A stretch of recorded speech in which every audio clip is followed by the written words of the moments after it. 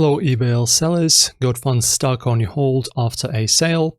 Don't wait weeks for your cash, we'll show you 3 quick steps to release your eBay money early. So you need to log into ebay.com and ship your item the same day the buyer pays.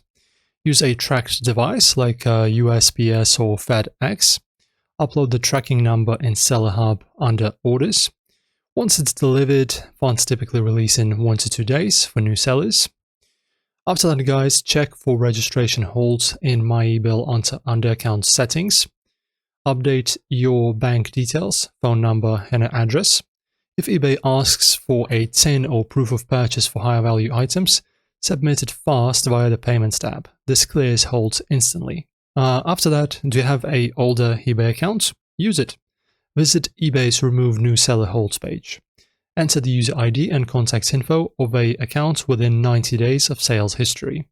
Submit the PIN sent to that account's email. This can lift new seller holds early. And that's it. Ship fast, verify, and use old accounts to get your eBay funds now. Try these, drop your tips below, hit like and subscribe for more seller hacks. See you next time.